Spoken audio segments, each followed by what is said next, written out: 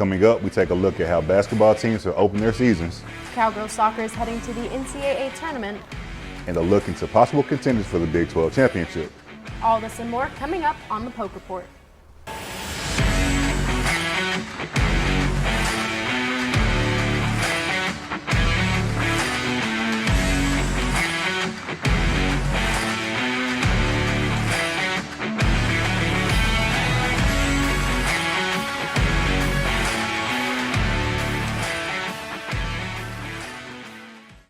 Hello and welcome into the Poke Report. I'm Steve Spears. And I'm Peyton Schmidt. This week we are inside of the Michael and Ann Greenwood Tennis Center to switch up our scenery just a little bit. I've never been in here without pizza. It's crazy. I haven't either. It's kind of weird, but kind of like it. It's quiet. Now, one thing we can say is that Cowboy football didn't get the win they needed this week. That's true. It's a monstrosity of a game, to say the least. Let's go to our very own Jared Rosenblatt, who gives us a lowdown on the Cowboy football recap. When you go down to the field level in Boone Pickens Stadium, what you see are posters from 18 years of consistency, almost 2 decades straight of Oklahoma State making a bowl game. But the poster for 2024 will not exist. Following Oklahoma State's loss to TCU, the 3-7 Cowboys are ineligible for a bowl game. TCU dominated the Pokes throughout the game, scoring on their opening drive and never looking back. TCU's defense forced 2 first-half turnovers and led 24-0 at halftime.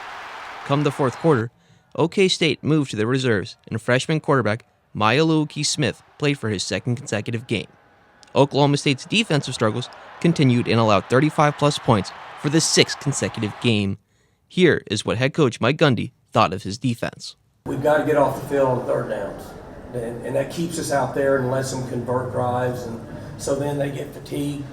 We don't have a lot of depth right now, and so all that just kind of compounds itself. Despite the loss, wide receiver Brennan Presley made Cowboys history, becoming the Pokes' all-time leader in passes caught. Here's how Brennan Presley reacted to hearing the news. I mean, they told me, I guess, the other 3 people that I've been there with, and just hearing their names, I mean, I grew up in Oklahoma, so I grew up like Ocean fan, so just hearing those names, you always visualize just kind of making plays, you play NCAA, the road to glory stuff, you kind of from that. So I guess being mentioned with those people over not a game, but I guess a career, it means a lot to me. The Cowboys have a bye this week and next take the field on November 23rd versus Texas Tech, where they hope to win their first Big 12 conference game at Boone Pickens Stadium. For the Poke Report, I'm Jared Rosenblatt. Thanks for that, Jared. You know what I'm looking forward to, Steve? What's that? The Cowgirls' appearance in the NCAA tournament. I wouldn't be so sure about that. Arkansas is number 6 in the nation, and they're playing them in Fayetteville. That is true, but I think with our defense and our goalkeeper, Grace Gordon, they might give them a run for their money. We shall see. Oklahoma State will face number 2-seeded Arkansas in the NCAA Women's Soccer Championship first round on November 15th. The Cowgirls, 5th in the Big 12, enter their 14th NCAA appearance with 15 shutouts this season, ranking 2nd nationally.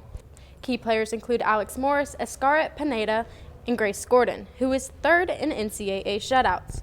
Arkansas leads the NCAA with 65 goals, though OSU holds a 5-2 historical edge over them. The winner will face either Pepperdine or California in round 2. What do you think of tennis so far, Steve? They are off to a hot start. It's great. It's great. We're going to go to our very own Kendall Mock to give us a recap of how the tennis team played in Arkansas. The Oklahoma State tennis programs have proved successful in the past. This season, they continue striving toward victory. Cowboy Tennis traveled to Little Rock, Arkansas to compete in the Collegiate Tennis Classic. Isaac Beecroft led the way for the team, beginning with a win over Chris Lee from Ohio State, 6-4 and 6-2. Beecroft was victorious against Texas A&M's J.C. Roddick in sets of 6-4. He then fell to Michigan's Gavin Young in a quarterfinal matchup, and Oscar Brostrom Paulson from Baylor 6-4 and 6-2, missing his final chance to play in the NCAA championship. Derek Pham was also successful for the Cowboys with 2 individual wins this weekend.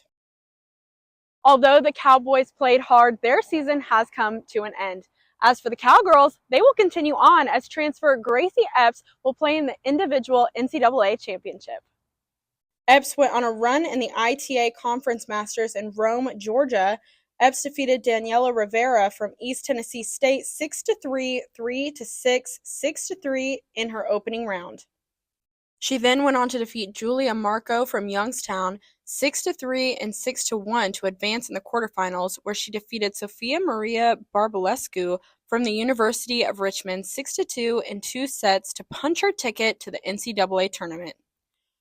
With another win, Epps claimed her spot in the finals, where she fell 6-3 and 6-4 against Sophia Johnson from Old Dominion. Epps will join teammates Anastasia Komar and Ange Obi Kajuru next week as they take on the individual championships in Waco. Honestly, I didn't go into the tournament with any expectations. So I was like, I'm just going to go play. And it was really fun. Like, I really enjoyed it. Honestly, each match I just like go out there, compete, do the best I can, and the rest is in God's hands. For the Poke Report, I'm Kenna Mock. Thanks for that, Kenna. Steve, with our hot tennis teams, you might just catch me sitting right next to you at the tennis center. It'll be a piece of, so I'll be here. But one thing OSU is known for is their great wrestling teams. That's right, Steve. Wrestling has always been one of OSU's strong suits, and with a new head coach, I'm so excited to see how the season turns out for them. We're going to go to our very own Jared Oberlechner to give us a preview of the wrestling team. Oklahoma State begins a new coaching era with David Taylor leading the charge. The 33-year-old Olympian is looking to fill the big shoes left by former coach John Smith. Coach Taylor and the Cowboys come into the season ranked as the third-best team in the country in the recent coaching polls, behind Iowa and Taylor's alma mater, Penn State.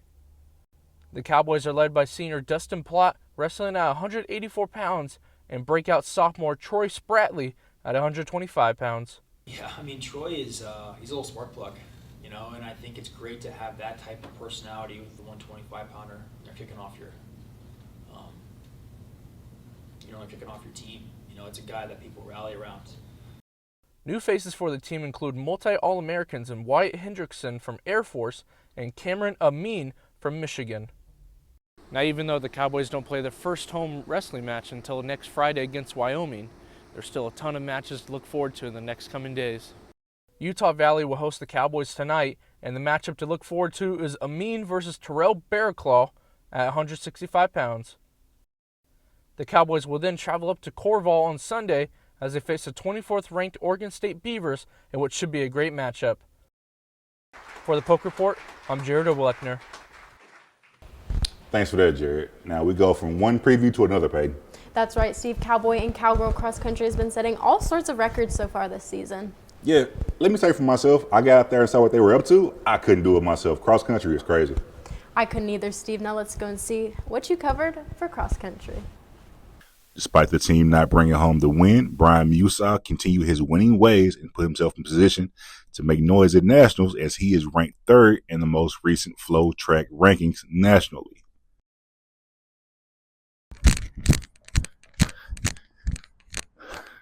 Keeping pace and distance running is super important.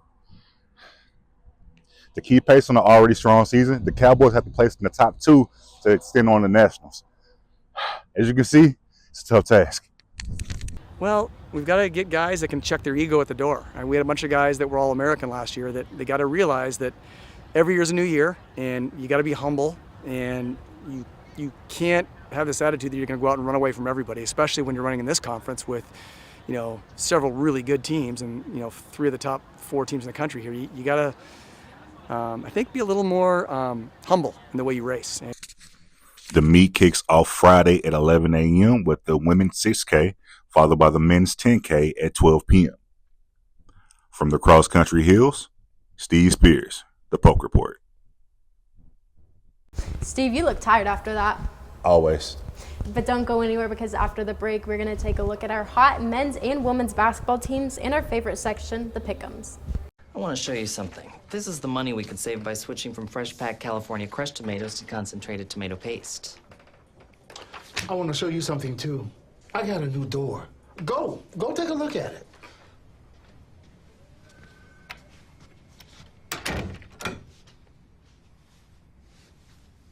Nobody uses better ingredients than Little Caesars, like fresh packed California crushed tomatoes.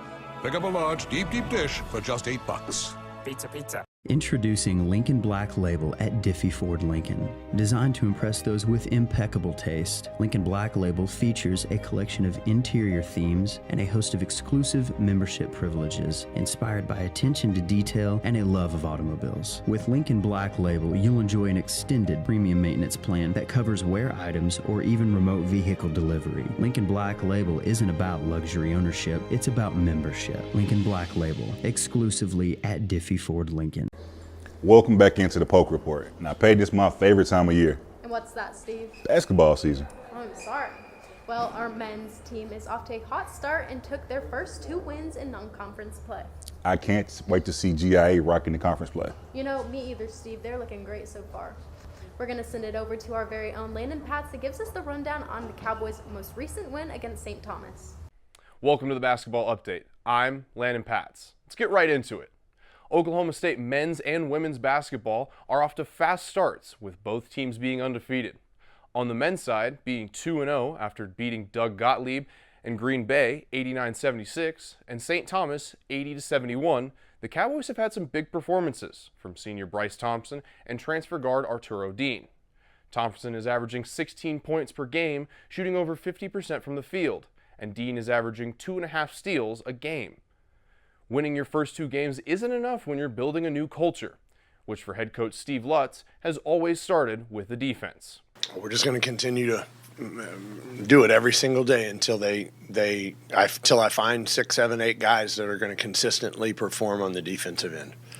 We're just not going to be able to go into the Big 12 and score 80 points a game. And we've scored every single game we've had, we've been 80 or above, right? People are not going to allow us to score 80 points in the Big 12. They're not. The Cowboys take on Southern Illinois Thursday night and will be back in action this weekend against FAU. On the women's side, they moved to 3-0 on Monday night against Texas Southern. They have had some big performances from multiple Cowgirls, including Anna Gret-Aussie with 33 points on Monday and Macy Heward with 31 against Arkansas Pine Bluff. Head coach J.C. Hoyt says the wins are nice, but there is still a lot of room to improve. Texas Southern is so good at being aggressive, and we knew that they were going to do that, especially on the glass, and they did. They were just more aggressive than we were. So really, the second and third quarter, those were not good quarters for us at all. I didn't think that we were the team that we need to be or want to be. The Cowgirls will be set to take on Fairfield this Saturday in GIA. Well, that's all the time that we have for the basketball update. Back to you guys. Thanks for that, Landon. Man, it's great to see a good winning basketball team. Sure is, but men's basketball is not the only team that's hot right now. Cowgirl basketball just had an impressive win over Oral Roberts. We go to our very own Ashley Callahan. She has a recap of women's basketball and their hot start as well. Oklahoma State's women's basketball team defeated Texas Southern in an 87-57 win on Monday at Gallagher-Iba Arena. Continuing their undefeated start to the season, guard Anna Gret-Aussie delivered a standout performance, pouring in a career-high 33 points, fueled by 7 three-pointers. Aussie's shooting efficiency set the tone from the start as she nailed back-to-back threes early in the game, helping the Cowgirls build a 33-11 lead by the end of the first quarter. Aussie kept up that momentum, adding another 13 points in the third quarter to keep the Cowgirls ahead. I wasn't paying attention to how many points I have or whatever. That's not what I was focusing on. I was focusing on making the right read, making the right shot, and I just felt that tonight was the night that my shots went in, and obviously when I'm open, I'm gonna try to demand the ball and get another shot off. So, yeah. The Cowgirls were effective in limiting Texas Southern to only 29% shooting from the court, showcasing a strong defense from the Cowgirls that stopped the Tigers' offensive efforts. OSU led 47-28 at halftime, shooting 53% from the floor while holding Texas Southern to 25%. Center Tina Magaza significantly scoring 11 points, grabbing 6 rebounds, and adding 2 assists and 3 blocks. Magaza provided Oklahoma State with the stability on both ends of the court, more in rebounding and defending, further disrupting Texas Southern's ability to find their rhythm. Trying to turn the game around, Texas Southern's Jada Belton and Cortland Loudermill tried to stay in the game. with Belton securing a double-double of 10 points and 10 rebounds, while Loudermill scored 11 points and collected 4 rebounds. Despite their efforts, Texas Southern struggled to keep up with the Oklahoma State's pace and defensive pressure, falling behind further in the second half. This win emphasized both their offensive and defensive ability as they head into more matchups. For the Poke Report, I'm Ashley Callahan. Thanks for that, Ashley. Coming up, we have our Big 12 expert as well as our Pick'em segment. Stay with us. I want to show you something. This is the money we could save by switching from fresh packed California crushed tomatoes to concentrated tomato paste. I want to show you something too. I got a new door. Go take a look at it.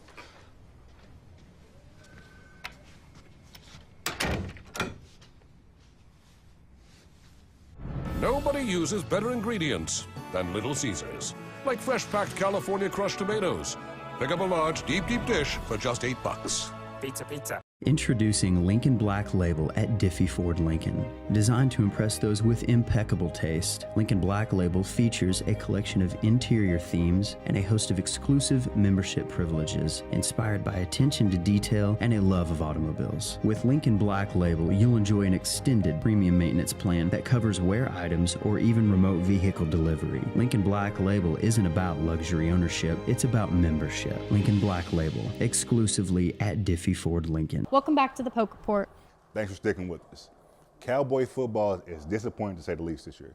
That's right, Steve. You know, going into the season, they were highly talked about, and I was really excited for this season. But then after they took back-to-back losses against K-State and then to Utah, and then every other game after that, I've just completely disregarded them.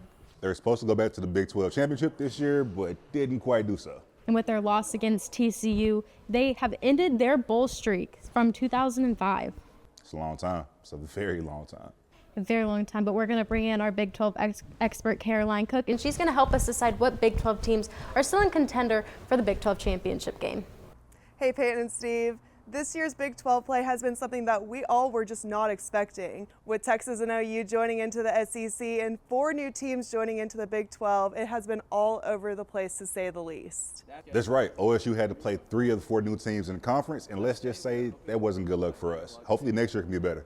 With those back-to-back losses against Utah and Kansas State, Oklahoma State has really lost their hope to get into the Big 12 championship this year. And as we know, it was only downhill from there. So, Caroline, can you give us an idea of what teams are still in contention for the Big 12 championship game? Well, BYU is undefeated currently at the number 7 AP pool. If they keep up that momentum, I don't see why they wouldn't be in that Big 12 championship game. Now, besides BYU, what other teams are in the running for the championship? Yeah, Kansas State definitely had a great pre-conference season, and after that bad loss to BYU as well as that loss to Houston, we'll see if they can get back on their feet to give us some championship hopes. And 2 of the last 3 games for the Wildcats are at home, and as we know and got to experience for ourselves, Bill Snyder Family Stadium isn't necessarily an easy stadium to play at when you're the opposing team. That's right, and let's not forget, Kansas State still has to play Iowa State and Arizona State because those games count for tiebreakers. Definitely, and I think another really strong team this season is Colorado, and they had that 1 loss to Kansas State, but they're sitting right below BYU at a 1 loss. You know what's crazy, Steve, is since Oklahoma State and Utah won, neither team has won a game since. That's crazy. I'm really interested to see how the rest of the season plays out in college football. Me too, Steve, but it is our favorite section, the Pick'em, so let's go ahead and get right on into them. The first game we had, you know what? I'll let you go ahead and announce, Peyton, because you always say I try to get your picks and everything, so I'll let you go. Okay, well, the first game is Tennessee at Georgia, and because you said that, or you think that I think that you were always trying to take my picks, which is true. No, let me pick first. I'm going to say Tennessee's going to upset Georgia. That's crazy. I'm going to go with Georgia. Okay. Of course. Like, I'm going with experience. I've seen Nico in person, what he did against Arkansas, and kind of faded out towards the end of the game. I'm going with Georgia. You can introduce this one, Steve. We have Clemson and Pitt. Who you got? I got Clemson. Tragic. I'm going with Pitt for the upset this week. Utah at Colorado. Oh, this one's easy. Colorado. I don't like when you pick the same teams as me because I'm trying to get this lead out here and win. Colorado is going to blast Utah this week. I think Colorado is in a good position to make the Big 12 championship themselves. I agree. And our next game is Florida at LSU. And Texas just blew Florida out of the water last weekend, so I'm going to say LSU. And DJ Lagway got hurt as well, so True. I'm going to say LSU as well. Copying my picks once again. Not at all. Missouri and South Carolina. I don't like Missouri. As an Arkansas fan, my hatred of Missouri is carrying me right now, so I'm going to have to go say South Carolina is going to take the win. You know, Steve, I'm also picking South Carolina. Look at you copying my picks. That's not what's crazy. happening. That's not what's happening. Who's in the lead right now? I think it That's may what be me. I thought. No, it's not. It may be no. me. We got producers that can pull it up. We can see. I'm No. not? Oh, my No. God. Come on, yeah, man. get wrecked. I'm dead. Kansas State and Arizona State. Who you get? You know, I think Arizona State, it might pull off that upset a little bit. I don't like agreeing with you, but I'm going to have to say Arizona State as well. After seeing them last week against Oklahoma State, yeah. Is that it? That is it, because OSU has another bye week. Not that they were going to win anyway, but that's besides the point. It's rough to see out here, man, but go ahead and enjoy your weekend, Cowboy fans. You ain't watching OSU. And stay tuned for next week's episode of the Poke Report. Go Pokes. Go Pokes.